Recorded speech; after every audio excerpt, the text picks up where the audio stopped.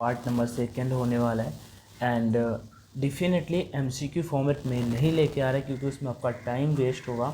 हाँ, practice session ज़रूर लेके आएंगे जिसमें आप प्रैक्टिस कर पाओगे, लेकिन आप देखोगे प्रीवियस टाइम के क्वेश्चन पेपर उठा के, तो जब ये सेशन कंप्लीट हो जाएगा और इसमें 4 से 5 पार्ट आएंगे, इसके बाद आपको कोई भी क्वेश्चन किसी भी मॉक टेस्ट में नहीं देखने को मिलेगा।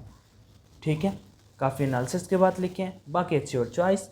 अपनी जानकारी में जो भी कैंडिडेट तैयारी अच्छे से कर रहे हो, आप उन्हें ज़रूर वीडियो रिकमेंड कर सकते हो। पीडीएफ मैं आपको टेलीग्राम पे शेयर करूँगा, ऑनलाइन एजुकेशन के नाम से पीडीएफ टेलीग्राम पे अवेलेबल है। आगे बढ़ते हैं और डिस्कस करते हैं।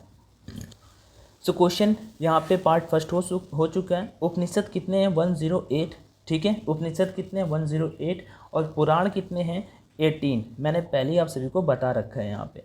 पुराणों का अध्ययन करने वाला प्रथम मुसलमान कौन था? अल-बरूनी था। पुराण के बारे में अध्ययन करने वाला, अच्छा, सबसे फेमस कौन सा? मत्स्य पुराण। ठीक है, मत्स्य पुराण सबसे फेमस है। उपनिषद का विषय वस्तु क्या है? दर्शन का। उपनिषद का विषय वस्तु क्या है? दर्शन का। ब्राह्मण ग्रंथ संबंधित है, जो ब्राह्मण ग्रंथ है संबंधित है। अब यहाँ पे मैं आपको थोड़ा सा ट्रिक बताता चलूँगा, जिससे आपको, जैसे उस दिन आपने अगर इससे पहले वाला लेक्चर देखा होगा, उसमें मैंने आप सभी को बताया था कि हड़प्पा की खोज किसने की। अभी बिल्कुल मुझे भी याद है, आपको मैंने जो ट्रिक बताई थी, हड़प्पा जब किसी की खेती या कुछ भी हड़पोगे तो उसे उसके ऊपर क्या दिखानी चाहिए? आपको क्या दिखाना चाहिए? कोई हड़प रहा है तो आपको उसके ऊपर दया दिखानी चाहिए, तो दयाराम साहिनी। ठीक है, और ये एक स्टैटिक टाइप में हिस्ट्री जो है, स्टैटिक का ही, मतलब स्टैटिक नहीं बोल रहा हूँ कि स्टैटिक जी के, लेकिन ये वाला पोर्शन बिल्कुल स्टैटिक ही है कि हड़प्पा सभ्यता खोज किसने की? तो दयाराम साहिनी ने। उपनिषद का विषय वस्तु क्या है? दर्शन का। ब्राह्मण ग्रंथ संबंधित है कर्मकांड से। अब देखो यहाँ पे मैं बता देता हूँ, जैसे ही आपको ब्राह्मण में रा आ रहा है प्रोनाउंसिएशन, ठीक है, रा की मात्राएं कितनी होती हैं? 3 होती हैं। हिंदी पढ़ोगे तो पता चलेगा। ब्राह्मण ग्रंथ संबंधित है किससे? कर्मकांड से। कर्म ब्रा, देखो रा का आ रहा है ना उच्चारण, शुरू में ही आ रहा है। ब्राह्मण ग्रंथ संबंधित है ब्राह्मण कर्म, ब्राह्मण कर्म। आगे बढ़ते हैं। सबसे प्राचीन वेद कौन सा है? ऋग्वेद सबसे प्राचीन वेद है और सूक्त 128 है। ठीक है, 128 नहीं, 1028। आगे बढ़ते हैं। एक चीज़ यहाँ पे, अब जो क्वेश्चन आने वाले हैं, अगर इस टाइप के क्वेश्चन आते हैं तो यहाँ पे इनसे पक्का क्वेश्चन आपको देखने को मिलेगा। गद्य एवं पद वाला वेद कौन सा है? गद्य एवं पद जिसमें है वो कौन सा वेद है? तो वो आपका यजुर्वेद है। कौन से वेद है? यजुर्वेद है। अब देखो यहाँ पे शतपथ ब्राह्मण संबंधित है। अब आपको ब्राह्मण अगर पूछा जाए तो ब्राह्मण आपके दिमाग में तुरंत आएगा कर्मकांड से। ठीक है, यहाँ पे ब्राह्मण जैसे ही ऊपर था, सबसे ब्राह्मण ग्रंथ संबंधित है कर्मकांड से, लेकिन यहाँ पे हमसे पूछ दिया है शतपथ ब्राह्मण संबंधित है। शतपथ, ठीक है, तो आप जैसे कि अब यहाँ पे मैं बता सकता हूँ, शतपथ मतलब कि आप शपथ लेते हो, आप ब्राह्मण हो, ठीक है, तो आप शपथ लेते हो। शतपथ ब्राह्मण पूछेगा आपसे तो आप शपथ लेते हो। इन क्वेश्चन को बताने में थोड़ा सा टाइम लगता है, लेकिन अगर आप इस टाइप से देखोगे ना, मैं अभी आपको चाहूँ तो ये पूरे जितने भी क्वेश्चन है ना, 100-200 एक वीडियो में ख़त्म कर सकता हूँ। ठीक है, बहुत तेज़ी से, लेकिन उससे कोई फ़ायदा नहीं है क्योंकि ये लिखे हुए हैं, या फिर डायरेक्ट पीडीएफ प्रोवाइड करा दूँ तो वो मिलेगी, डोंट वरी, जल्दी। एग्जाम से पहले सब कुछ मिल जाएगा। शतपथ ब्राह्मण संबंधित है यजुर्वेद से। ठीक है, किससे संबंधित है? यजुर्वेद से शतपथ ब्राह्मण संबंधित है। आगे बढ़ते हैं नेक्स्ट क्वेश्चन की ओर। शपथ लेता हूँ कि मैं यजुर्वेद, मतलब कि वेद, यज्ञ वेद जरूर कराऊंगा घर में। ठीक है, आज मैं शपथ लेता हूँ, यजु मतलब आज मैं शपथ लेता हूँ कि यज्ञ जरूर कराऊंगा, तो बस ऐसे याद कर लो। तंत्र मंत्र जादू टोना अथर्ववेद फेमस से जानते होगे। संगीत सामवेद, देखो सासा प्रोनाउंसिएशन दोनों सासा, संगीत सामवेद। आगे बढ़ते हैं नेक्स्ट क्वेश्चन की ओर। गायत्री मंत्र लिखा गया है ऋग्वेद में। गायत्री मंत्र लिखा गया है, ठीक है, ऋग्वेद में। ठीक है, देवी सावित्री को डेडिकेटेड है। ठीक है, आगे बढ़ते हैं नेक्स्ट की ओर। गायत्री मंत्र समर्पित है, आगे लिखा भी है, सावित्री सूर्य देवता को। नेक्स्ट बढ़ते हैं। गोत्र शब्द का उल्लेख मिलता है अथर्ववेद में। आपसे पूछा जाता है कि आपका गोत्र कौन सा है। ठीक है, पूछा जाता है, किसी ने पूछा हो, जो पंडित जी होते हैं वो पूछते हैं कभी कभी। गोत्र पूछा जाता है, वो किस वेद में है? तो अथर्ववेद में। गोत्र किस में है? अथर्ववेद में। नेक्स्ट बढ़ते हैं। भागवत धर्म के प्रवर्तक कौन है? भागवत जो धर्म है उसके प्रवर्तक कौन है? तो कृष्ण है। भागवत धर्म के प्रवर्तक कौन है? कृष्ण है। भक्ति आंदोलन का प्रारंभ हुआ अलवर संतों ने। भक्ति आंदोलन का जो प्रारंभ हुआ कब हुआ? अलवर संतों ने। भक्ति आंदोलन का प्रारंभ हुआ अलवर संतों ने। नेक्स्ट क्वेश्चन की ओर बढ़ते हैं। आर्यों की जानकारी का स्रोत है। आर्य भारत कब आए थे? मध्य एशिया से आए थे, 1500 ईसा पूर्व आए थे, तो अलवर संतों ने। आगे बढ़ते हैं। आर्यों की जानकारी का स्रोत है, सबसे पहले आर्य यही आए थे, मध्य एशिया से आए थे, तो ऋग्वेद में। ऋग्वेद में सर्वाधिक बार वर्णित नदी कौन सी है? तो सिंधु नदी। समझे? अब आपसे अगर पूछा जाए हिंदी की उत्पत्ति कहाँ से हुई, मतलब सिंधु शब्द से ही हिंदी शब्द बनाए, सिंधु शब्द से ही हिंदू शब्द बनाए, हिंदी शब्द बनाए। सिंधु से हिंदू, हिंदू से हिंद, हिंद से हिंदुस्तानी, हिंदी। आगे ऋग्वेद में सर्वाधिक पवित्र नदी सरस्वती नदी कहते थे, ठीक है। जो ऋग्वेद है उसमें सबसे पवित्र नदी कौन सी थी, तो सरस्वती नदी को कहा जाता था। और ऋग्वेद में वर्णित प्रमुख देवता कौन है, इंद्र, जिन्हें पुरंदर के नाम से जाना जाता है। अब यहाँ पे एक पुरंदर लिखा हुआ है, आपसे पेपर में ये नहीं पूछेगा वर्णित प्रमुख देवता, पूछेगा ऋग्वेद में पुरंदर के नाम से किस भगवान को जाना जाता है, ऐसे आपको दे देगा शिव भगवान, शिव, विष्णु, इंद्र। तो आपको अगर पता होगा कि ऋग्वेद में वर्णित प्रमुख देवता कौन है, इंद्र हैं, तो बस आप इन पे ट्रिक कर दोगे। ऋग्वेद सबसे बाद में निर्मित मंडल, कितने मंडल हैं, 10 मंडल हैं। तीसरे मंडल में आपका गायत्री मंत्र है, वो आपको मैंने अभी कुछ देर पहले बताया ना, सावित्री देवी को डेडिकेटेड है, हाँ, सूर्य की देवी, तो वो हो गया। और ऋग्वेद में सोम को समर्पित मंडल कौन सा है, सोम को कौन सा समर्पित है, तो नवा मंडल। तीसरा मंडल मैंने आपको बता दिया, फिर से रिवाइव कराया। 10वां मंडल मतलब लास्ट मंडल, कितने हैं, 10 मंडल हैं। सत्यमेव जयते कहाँ से लिया गया, मुंडकोपनिषद से। सत्यमेव जयते कहाँ से लिया गया, मुंडकोपनिषद से। प्राचीन हिंदी विधि का लेखक कौन है, हिंदी विधि का प्राचीन लेखक कौन है, मनु। उसके बाद स्मृति ग्रंथों में सबसे प्राचीन है, थोड़ा सा देखो आपको लगेगा कि भाई ये थोड़ा सा ज़्यादा लेवल का हो रहा है या क्वेश्चन आपको नहीं ऐसे समझ में आ रहे, लेकिन ऐसा है ना कि कुछ भी आ सकता है पेपर में, तो ये 1 लाइनर क्वेश्चन है, एग्जाम रिलेवेंट है, इस वजह से बता रहे हैं। आगे बढ़ते हैं। स्मृति ग्रंथों में सबसे प्राचीन है मनुस्मृति, ठीक है। सबसे प्राचीन हिंदी का विधि का लेखक कौन है, मनु है, जबकि स्मृति ग्रंथों में सबसे प्राचीन है मनुस्मृति। आगे आप ये वाला क्वेश्चन चाहो तो छोड़ सकते हो, मिताक्षरा के लेखक कौन है, विज्ञानेश्वर। अगर बुक से क्वेश्चन आपके पेपर में आएगा तो करंट का क्वेश्चन आएगा, अदरवाइज बुक से क्वेश्चन नहीं आएगा। एक बार आया था टू प्ले इट माई वे, मेरी बुक में लिखा हुआ है, अगेन मतलब जो एसएससी की बुक्स हैं, बैंक्स की बुक है, एसएससी की स्पेशली बुक है, जीके वाले, तो उसमें मैंने लिख रखे हैं जो डिफेंस में आते रहे क्वेश्चन उनका, जैसे अभी इस एमटीएस के क्वेश्चन चले उनको भी नोट कर लेते हैं। तो ऐसा कुछ। महाभारत का अन्य नाम क्या है, जय संहिता। ये वाला क्वेश्चन बढ़िया है, ये क्वेश्चन बिल्कुल मोस्ट इंपॉर्टेंट टाइप का है, जय संहिता, और पूछा जा सकता है। मैं एग्जाम्स में जो भी क्वेश्चन आएंगे आपको इन्हीं पीडीएफ से दिखाऊंगा। महाभारत रचना वेदव्यास के फारसी अनुवाद का शीर्षक है रज्मनामा, ठीक है। महाभारत जो है वेदव्यास ने मतलब लिखी, तो उसका फारसी अनुवाद जो किया गया उसका शीर्षक का नाम क्या है, तो रज्मनामा उसे बोला जाता है। क्या बोला जाता है, रज्मनामा। महाभारत रचना वेदव्यास के फारसी भाषा के अनुवाद का शीर्षक क्या है, तो रज्मनामा, इसका रज्मनामा। आर्यों का भारत आगमन 1500 ईसा पूर्व से पहले था, मैंने कुछ देर पहले आप सभी को बताया था चीज़। आर्य पहले बसे कहाँ पे, पंजाब एवं अफगानिस्तान में। आर्य पहले कहाँ पे बसे, पंजाब एवं अफगानिस्तान में। आगे बढ़ते हैं। Air force X and Y group exam के लिए एंड नेवी एग्जाम के लिए, स्पेशली एयरफोर्स एक्स ग्रुप के लिए परीक्षा पे exam relevant mock test available हैं। जिसने प्रैक्टिस नहीं की अभी कर लीजिए, क्योंकि फिर बाद में आपको ज़्यादा टाइम नहीं मिलेगा। 15 to 20 टेस्ट है, प्रैक्टिस करोगे तो डेफिनेटली आपकी काफ़ी हेल्प होगी। बाकी कोई डाउट है, जो चीज़ें आपको समझ में ना है, मुझसे कॉमेंट सेक्शन में जरूर बात कर लीजिएगा, ठीक है, बताइएगा, क्लियर कर देंगे। प्रैक्टिस करते रहोगे, स्कोर अच्छा आएगा, आपको कॉन्फिडेंस बढ़ेगा और टाइम मैनेज करना सीख जाओगे। शॉर्ट एंड इनफ में आपको चीज़ें शेयर कर दी, इंपॉर्टेंट है, प्राइस भी ज़्यादा नहीं होता, आप मॉक जरूर लगाइए। ऑनलाइन D50 कोड का यूज करिए। न्यू वाला मॉक लगा लोगे तो उसका प्राइस 175 रुपीज़ है, नहीं करना तो 125 रुपीज़ में भी ये कर सकते हो। और दोनों बेस्ट है मेरे पॉइंट ऑफ व्यू से, कोई भी कर सकते हो, बस उसमें अग्निवीर लिख दिया गया है और एक में ओल्ड कर दिया गया है, तो आपको जो बेस्ट लगे आप मॉक कर सकते हो। परीक्षा का लिंक का मैं डिस्क्रिप्शन बॉक्स में दे दूंगा। नहीं समझ में आए तो आप मुझे टेलीग्राम, इंस्टाग्राम कहीं पर भी मैसेज कर सकते हो, सबके लिंक डिस्क्रिप्शन बॉक्स में दे रखे हैं। आगे बढ़ते हैं नेक्स्ट क्वेश्चन की ओर। ऋग्वैदिक आर्यों की भाषा थी, ऋग्वैदिक आर्यों की भाषा कौन सी थी, संस्कृत से। और आर्य भारत कहाँ से आए थे, मध्य एशिया से। शून्यवाद का प्रतिपादक किसे कहा जाता है। अब एक क्वेश्चन अभी से कुछ देर पहले मैंने आपको कराया था, आप बता सकते हो कि जो ऋग्वेद का नवा मंडल था वो कौन सा था, सोम, ठीक। कितने मंडल है, 10 मंडल है। जो तीसरा मंडल है वो किसे मतलब डेडिकेटेड है, देवी सावित्री को, गायत्री मंत्र, ठीक है। आगे बढ़ते हैं नेक्स्ट। अब फिर से आ जाते हैं, इतना खत्म हुआ हिस्ट्री से। अब थोड़ा सा आगे बढ़ते हैं। गौतम बुद्ध का जन्म कहाँ पे हुआ, तो 563 ईसा पूर्व लुम्बिनी में हुआ था। और उनकी बुद्ध की मृत्यु कहाँ पे हुई थी, कुशीनगर पे 483 ईसा पूर्व, ठीक है।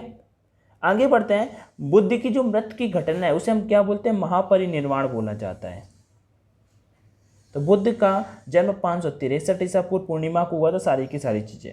आगे इनका कुशीनगर में इनका, और इन्होंने ज्ञान मतलब कहाँ पे प्राप्त किया, बोध गया में। प्रथम उपदेश कहाँ पे दिया, सारनाथ में। उसके बाद एक क्वेश्चन बहुत पूछा जाता है एग्जाम्स में कि सबसे ज़्यादा उपदेश कहाँ पे दिए? श्रीवास्तव में।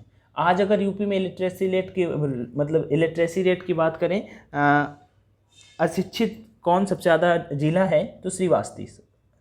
आगे बढ़ते हैं। बुद्ध की मृत्यु की घटना है महापरिनिर्वाण। आगे बढ़ते हैं। बुद्ध के प्रथम गुरु कौन से हैं? अलार कलाम। बुद्ध के, गौतम बुद्ध के प्रथम गुरु कौन से हैं? अलार कलाम। और बुद्ध की मृत्यु की घटना कौन सी है? महापरिनिर्वाण। ठीक है। बुद्ध ने जब गृह त्याग किया तो घटना क्या कहलाती है? महाविनिष्क्रमण।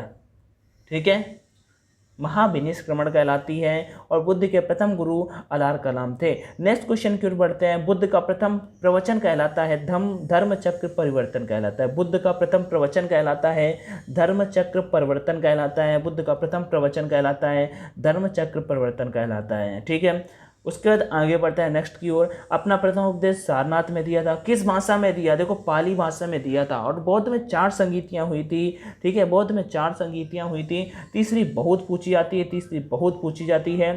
ठीक है, जैसे पहली आपने कराई अजातशत्रु ने कराई थी। दूसरी आपकी कालाशोक ने कराई थी। तीसरी आपकी अशोक ने कराई थी। और चौथी आपकी कनिष्क ने कराई थी कुंडलवन कश्मीर में। ठीक है, 78 ईसा पूर्व। ठीक है, आगे बढ़ता है नेक्स्ट क्वेश्चन की ओर। तो पाली भाषा में हो गया। बुद्ध ने अपना उपदेश पाली भाषा में दिया। अगर यहाँ पाली भाषा बुद्ध की थी, लेकिन अगर यहाँ पे आपसे जैन की भाषा पूछ दिया जाए तो प्राकृत भाषा थी। बुद्ध ने सर्वाधिक उपदेश कहाँ पे दिए? श्रीवास्तव में। लिखा हुआ है श्रीवास्तव में। चलो, ये क्वेश्चन अभी हाल ही में बीएड के एग्जाम में आया था। हाल ही में बीएड के एग्जाम में 6 तारीख को पेपर था। ठीक है, मैंने खुद दिया था, इस वजह से आपको बता रहे हैं कि बुद्ध धर्म के त्रिरत्न कौन से हैं? तो बुद्ध, धम्म एवं संघ। आगे बढ़ते हैं। बौद्ध धर्म ग्रहण करने वाली प्रथम महिला कौन सी थी? तो महाप्रजापति गौतमी। ठीक है, उनकी जो मौसी थी उन्हीं ने अपना मतलब बौद्ध धर्म ग्रहण करने वाली पहली महिला बनी जिन्होंने उनका पालन पोषण किया था। तो महाप्रजापति गौतमी। आगे बढ़ते हैं। प्रथम बौद्ध संगीति मैंने बताया अजातशत्रु ने की, कहाँ? और दूसरी कालाशोक ने की। अजातशत्रु ने कहाँ पे की? राजगृह पे। अजातशत्रु ने कहाँ पे की? राजगृह पे। और इसका हुई थी 483 ईसा पूर्व। देखो, अगर इनके साल याद करने की बात बताऊँ ना तो कोई डिफिकल्ट नहीं है। ठीक है, साल याद करने की बताऊं तो देखो यहाँ पे मैंने चारों लिखा है। पहली 483 आपको पहला याद होना चाहिए। उससे बस 100 साल आप चले आओ पीछे। 383। ठीक, बस ये वाला थोड़ा आपको याद करना पड़ेगा। 251 और ये 76 तो आपको याद ही होता है। सक्समत वाला 78 होता है। वैसे 78 मैंने पढ़ा है, लेकिन अभी 76 यहाँ पे लिख दिया है। चलो कोई नहीं, आगे बढ़ते हैं। तो ये क्या होगी? पहली अजातशत्रु ने की, कहाँ पे की? राजगृह पे की। दूसरी बौद्ध संगीत की कालाशोक में किसने की? वैशाली, मतलब कालाशोक ने की, कहाँ पे की? वैशाली में की।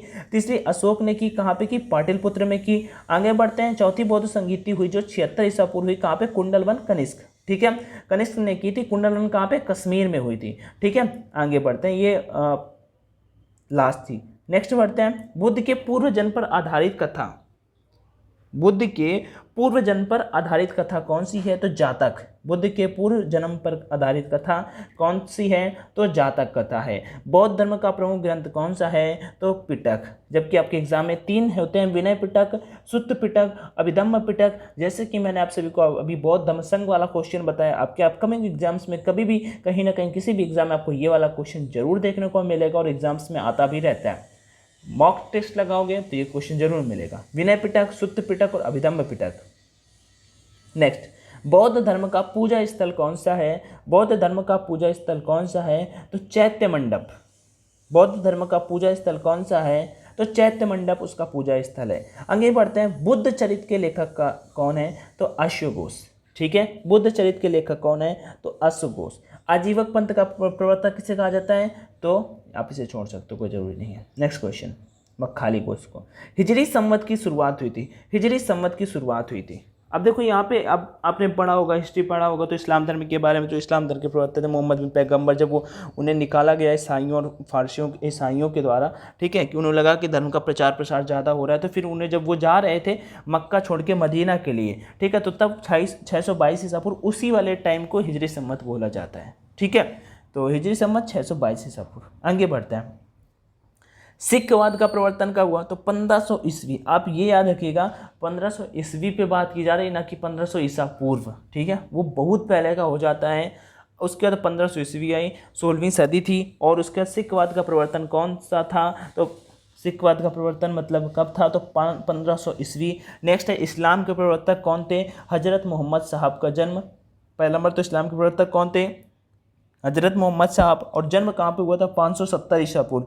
कहाँ पे हुआ था? मक्का में। उनकी मृत्यु कहाँ पे हुई थी? मदीना में। जैन धर्म के, अब अभी तक हमने यहाँ पे बौद्ध धर्म से जितने भी क्वेश्चन बन के आ सकते हैं, देखो मैं 4 से 5 चीज़ें, एक तो वेद से क्वेश्चन इंपॉर्टेंट बन के आ सकता है, दूसरा इतिहास से जो क्वेश्चन बन के आ सकते हैं, दूसरा अगर बात करता हूँ आपका अशोक वाले टाइम पीरियड से, मतलब गुप्ता और डायनेस्टी बोल सकते हैं, और उसके बाद आपका मौर्य से, ठीक है। उसके बाद जो नेक्स्ट है इंपॉर्टेंट वार कौन कौन से हुए, इंपॉर्टेंट वार लाइक मैं यहाँ पे सारी जितने युद्ध हुए और जितने आंदोलन टाइप में जो भी हुए, जैसे कि असहयोग आंदोलन, चौरी चौरा घटना, सविनय आंदोलन, लॉर्ड माउंटबेटन योजना कब आई, और उस समय कौन सा मेन वायस रहा था, स्टैटिक जो फिक्स क्वेश्चन वो सब करा देंगे, टेंशन मत लीजिएगा। जैन धर्म के प्रथम तीर्थकर ऋषभदेव थे। जैन धर्म के अंतिम, ये तीनों क्वेश्चन बहुत जरूरी है, तीनों पता होना चाहिए। जैन तीर्थकर की जीवनी का उल्लेख कल्पसूत्र में मिलता है, चलो ठीक है हटाओ। जैन धर्म के अंतिम तीर्थकर 24वें तीर्थकर जो अंतिम माने जाते हैं उन्हें बोलते हैं महावीर, जबकि प्रथम कौन थे? ऋषभदेव। जबकि 23वें अगर आपसे पूछ दिया जाए तो पार्श्वनाथ कहा जाता है। 23वें तीर्थकर कौन है? तो पार्श्वनाथ। सूफी धर्म का आंदोलन का विकास कब हुआ? 9वीं सदी में, 9वीं सदी में, ठीक है, 9वीं सदी में। आगे बढ़ते हैं नेक्स्ट क्वेश्चन की ओर। महावीर का जन्म कहाँ पे हुआ? कुंडग्राम वैशाली में हुआ था, कुंडग्राम वैशाली में हुआ था। आगे बढ़ते हैं नेक्स्ट क्वेश्चन की ओर। महावीर की मृत्यु कहाँ हुई? पावापुरी नालंदा में। कब हुई? 468 ईसा पूर्व। दो यहाँ पे आपको याद रखने हैं, 540 और 468, 540 और 468। महावीर का जन्म कब हुआ? 540 ईसा पूर्व, 540 ईसा पूर्व, और मृत्यु कब हुई? 468 ईसा पूर्व। नेक्स्ट क्वेश्चन की ओर। महावीर किस राजघराने में पैदा हुए? छत्री। किस राजघराने में पैदा हुए महावीर? छत्री। और महावीर का प्रथम अनुयायी कौन था? तो उनका दामाद ही जो था वही उनका प्रथम अनुयायी था, दामाद उसका नाम था जमाली। महावीर का प्रथम अनुयायी कौन था? जमाली, जो उनका दामाद था। महावीर एवं बुद्ध दोनों के उपदेश हुए बिंबसार के शासनकाल में। महावीर एवं बुद्ध के दोनों के उपदेश हुए किसके शासनकाल में? बिंबसार के शासनकाल में ये उपदेश हुए। नेक्स्ट क्वेश्चन की ओर बढ़ते हैं कि जैन धर्म के तीर्थ कौन से हैं? इंपॉर्टेंट है, सम्यक दर्शन, सम्यक ज्ञान और सम्यक आचरण। सम्यक दर्शन, सम्यक ज्ञान और सम्यक आचरण। जैन धर्म के 3 त्रिरत्न हुए, सम्यक दर्शन, सम्यक ज्ञान और सम्यक आचरण। जैन धर्म के 2 श्वेतांबर थे, एक वस्त्र धारण करने वाले, एक बिना वस्त्र धारण करने वाले, तो उन्हें बोलते हैं श्वेतांबर। एक को इन्हें बोलते हैं वस्त्र धारण करने वाले, वस्त्र धारण करने वाले श्वेतांबर, नहीं करने वाले दिगंबर। आगे बढ़ते हैं। जैन धर्म का चरम लक्ष्य क्या था? जैन धर्म का चरम लक्ष्य क्या था? तो मोक्ष। जैन धर्म का चरम लक्ष्य क्या था? मोक्ष। अगला क्वेश्चन बढ़ते हैं। प्रथम जैन सभा कब हुई? 322। देखो जैन सभा की 2 मीटिंग्स हुई, जैसे कि मैंने आपको बताया था। बौद्ध सभा की कितनी मतलब वो हुई सभाएं? तो 4 हुई, ठीक है। उसमें पहला अजातशत्रु, कालाशोक, अशोक, उसके बाद आपका फाइनल आया था कौन? कनिष्क। नेक्स्ट बढ़ते हैं, और इसकी कितनी हुई? 2। एक हुई चंद्रगुप्त मौर्य द्वारा, एक हुई आपकी स्थूलभद्र ने कराई थी दूसरी। तो प्रथम जैन सभा हुई थी 322 ईसा पूर्व पाटलिपुत्र में, और तीसरी हुई थी दूसरी जैन सभा वल्लभी गुजरात में 512 ईसा पूर्व। जैन साहित्य को कहा जाता है आगम। जैन साहित्य को किस नाम से जाना जाता है? तो आगम नाम से जाना जाता है। नेक्स्ट क्वेश्चन की ओर बढ़ते हैं कि ईसा मसीह का जन्म है 4 ईसा पूर्व बेथलेहम में। ईसा मसीह का जो जन्म है 4 ईसा पूर्व है, बेथलेहम में 4 ईसा पूर्व ईसा मसीह का जन्म है। नेक्स्ट क्वेश्चन की ओर यहाँ पे बढ़ता है। नेक्स्ट क्वेश्चन की ओर बढ़ते हैं कि ईसा मसीह का सूली पर चढ़ाया गया 33 ईसा पूर्व। चलो ये आप छोड़ सकते हो। मगध की, ये दोनों क्वेश्चन को जरूरी नहीं है, ठीक है। मगध की राजधानी, मगध मतलब राजा लोग, बस ऐसे मगध। पहले आपको जैसे याद आएगा मगध, आप सुनोगे राजा तो बस तुरंत याद जाएगा राजगृह। मगध मतलब राजगृह, ठीक। Next question, 16 महाजनपद। आपसे पूछा जा सकता है कितने महाजनपद थे? 16 महाजनपद थे, ठीक है। और आगंतुक निकाय जो था वो बौद्ध धर्म में था, और भगवती सूत्र आपका यहाँ पे था, ठीक है। आगंतुक निकाय बौद्ध धर्म में था और भगवती सूत्र था। नेक्स्ट बढ़ते हैं, शिशुनाग वंश का संस्थापक कौन था? शिशुनाग वंश का सबसे पहले का आपका हर्यक वंश आया था, सबसे पहले हर्यक वंश आया था अवध पे। तो यहाँ पे हर्यक वंश का जो संस्थापक था बिंबिसार था, ठीक है। इसी के शासनकाल में बौद्ध एवं जैन के जो उपदेश दिए गए सब इसी के शासनकाल में दिए गए। और शिशुनाग वंश का जो संस्थापक कौन था? शिशुनाग था। इधर तक देखो अब चीज़ें खत्म हो गई, अब हम आगे बढ़ रहे हैं, ठीक है। अभी भी हम मतलब दूसरा पार्ट चल रहा है सेशन का, और हम अभी एंशिएंट हिस्ट्री में ही हैं। अगर इससे क्वेश्चन बन के आते तो आप गलती नहीं करोगे। हर्यक वंश का संस्थापक कौन था? बिंबिसार। शिशुनाग वंश का संस्थापक शिशुनाग। अब शिशुनाग से तो बिल्कुल याद ही कर लोगे। पाटलिपुत्र की स्थापना की उदयन ने। पाटलिपुत्र नगर की स्थापना की किसने की? उदयन ने। पाटलिपुत्र बसा है कहाँ पे? गंगा सोन के संगम पर। पाटलिपुत्र बसा है कहाँ पे? गंगा एवं सोन नदी के संगम पर। आगे बढ़ते हैं। अमित्रघात के रूप में प्रसिद्ध था। अमित्रघात के रूप में प्रसिद्ध था बिंदुसार। अमित्रघात के रूप में प्रसिद्ध था। कौन प्रसिद्ध था? तो बिंदुसार प्रसिद्ध था। अवंती की राजधानी क्या थी? अवंती की राजधानी क्या थी? तो उज्जैन। अवंती की राजधानी क्या थी? उज्जैन। जबकि महापद्म नंद वंश का संस्थापक कौन था? महापद्म नंद। और अंतिम शासक कौन था? घनानंद। इसी को तो हराया था चंद्रगुप्त मौर्य ने। ठीक है, चंद्रगुप्त मौर्य ने चाणक्य की सहायता से। नंद वंश का अंतिम शासक कौन था? घनानंद था। भारत पर सर्वप्रथम आक्रमण किसने किया? तो ईरानों ने। ईरान ने किया। सर्वप्रथम आक्रमण किसने किया? ईरान ने। भारत पर आक्रमण करने वाला प्रथम विदेशी शासक कौन था? सिकंदर था। सिकंदर था। इसी को हराया जिसने घनानंद वाले शासनकाल में आया था, सिकंदर। हाँ, और सिकंदर ने 1504 ईस्वी में वो आगरा शहर की स्थापना की थी इसी ने। ये मोस्ट इंपॉर्टेंट युद्ध है। सिकंदर एवं मतलब अगर इतिहास पढ़ोगे 326 ईसा पूर्व आई थिंक हुआ था। सिकंदर एवं पोरस के बीच का युद्ध कब हुआ था? 1826 का, मतलब 1826 का, 326 का। हाइडेस बीच का युद्ध बोला जाता है, झेलम नदी के तट पर हुआ था। और सिकंदर की मृत्यु कब हुआ था? कब हुई थी? ये तो गलत ही मैंने बताया, क्योंकि 300 पहले तो ये मर ही गया था। 323 ईसा पूर्व बेबीलोन में। चलो यहाँ पे आप ये बताइएगा, सिकंदर एवं पोरस के बीच में जो हाइडेस बीच का युद्ध हुआ वो कब हुआ? Without cheating. नहीं पता तो कोई बात नहीं। अब यहाँ पे एक क्वेश्चन आपसे मैं पूछ लेता हूँ, फिर आप बताइएगा। एक क्वेश्चन आपसे पूछ लेता हूँ कि जो नालंदा मतलब विश्वविद्यालय था, ठीक है, तो उसकी स्थापना किसने की थी? ये क्वेश्चन बताइएगा। कोई डाउट है कमेंट में आज कर लीजिएगा। सेशन सेकंड था, मॉक टेस्ट लगाइए, प्रैक्टिस करते रहिए। परीक्षा का लिंक डिस्क्रिप्शन बॉक्स में दे रहा हूँ। बाकी थैंक यू वीडियो देखने के लिए। जय Hind and all the best.